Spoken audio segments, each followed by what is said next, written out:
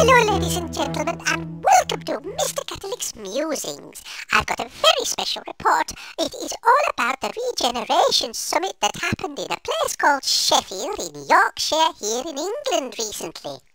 There were lots of young people who came there to meet with the Archbishops of Canterbury and York and 30 bishops, and the whole idea was for the bishops and the archbishops to listen to the young people and find out what challenges to the church there were in them engaging with young people and find a way forward. Well, the young people must have had a very good time, and at the end of the day they all put up post-it notes on a big board to tell the archbishops what they thought, and there were a lot of really good ideas. I don't think the Anglican Covenant was one of them though. In fact, some people didn't think that were a good idea at all. But anyway, no, what the young people did say, and I thought it was a very good thing, was that in order to engage with young people, the church needs to stop ordaining numpties. Well, I couldn't agree more. Absolutely. But I do understand that some of you older people, because you are not young, may be a little bit wondering what is a numpty. People in Scotland are already very much aware of this, but that's by the by. The fact of the matter is that a numpty vicar, which is what you're looking out for, is quite a difficult thing to find, especially if you've been going to church for a very long time, because you can become numbed to the effects of having a numpty vicar. So Mr. Catholic is going to give you a couple of pieces of advice to see if you have got a numpty vicar. One of the first things that you can go and do is you can go and sit and listen to one of their sermons. And I advise you to take a little watch with a second hand and time their sermons. If you find that they are going way above, say, about 7 minutes, 6 minutes, then you've probably these days got yourself a numpty vicar. So do watch out for that. Long sermons, especially long sermons that go nowhere.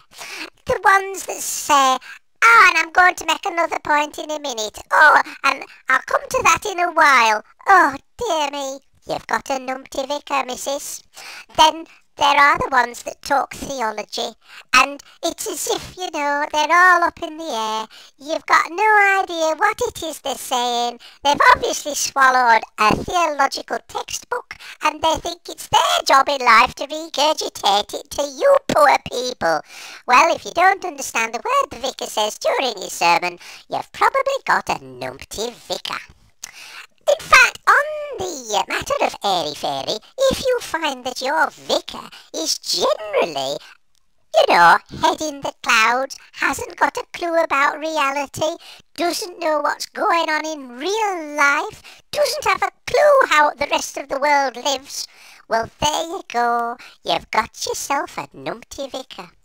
There are some other subtler indications of numptiness in ordained people. One of them is rudeness generally, and in my own research I have come across certain people that are rude, and that is a sign of numptiness.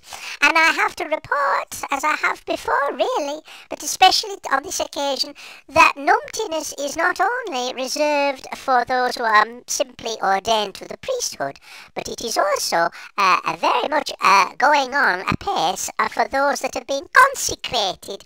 And so maybe the 30 bishops and the archbishops need to take that home very much to heart.